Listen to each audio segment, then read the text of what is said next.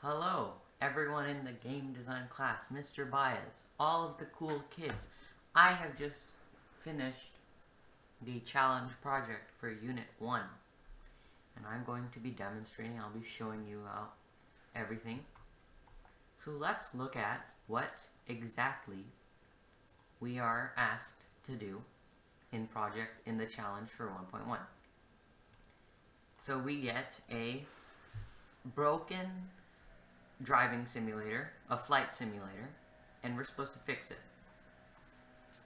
So I'll give you a demonstration of what I've currently made and what it looks like now, the completed product, and I'll tell you what it used to be and how I fixed it.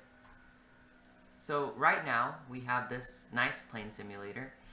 It moves quite fluidly. I'm pressing the down and up arrows to move up and down. The camera's following it and I get to just drive through everything. It's quite nice. I like it a lot. So let's look at what it asked. So the first issue was that the plane was going backwards.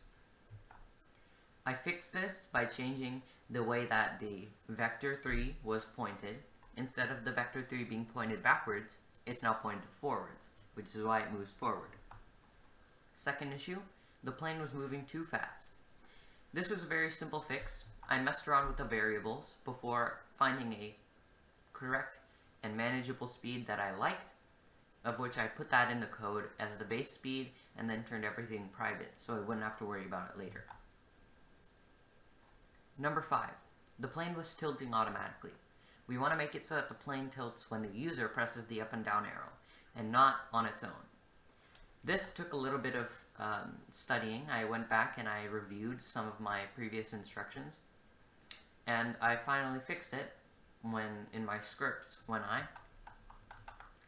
added when I made it so that you could pull all the you can pull the axis rotations from the keys, the vertical keys, and I made it so that it would multiply with everything to give you the turn values. I followed a lot of the instructions for that. For number 6, the camera was in front of the plane. This is very simple repositioning. The offset was not was a variable, but the variable did not have any was not equal to anything. It didn't have any offset. It was simply 0, 0, which means that it wasn't actually in the position we wanted to. So all I did was I made it so that the offset variable was equal to the coordinates of where I wanted the camera.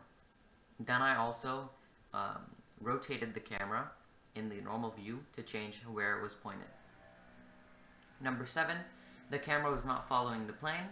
I made it so that it followed the plane by following the instructions. I made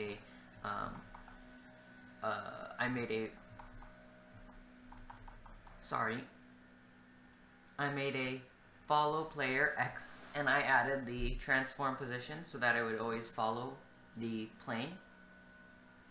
And then I attached it to the plane using this public game option line of code, and I dragged the main camera, the player into the main camera where it was added, and that worked.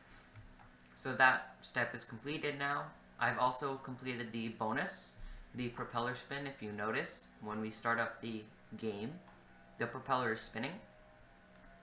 Since I had some prior knowledge to animation, I figured that it would be fairly simple. All I have to do is rotate it around the axis.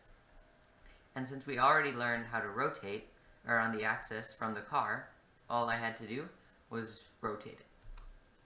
And it worked quite well. And as you can see, all I had to do was adjust the speed, and the propeller now spins. There were some issues in the code, but I've already fixed those. So now everything runs smoothly. That is the Challenge 1 Unity project that I've completed, the plane project. I hope you've enjoyed.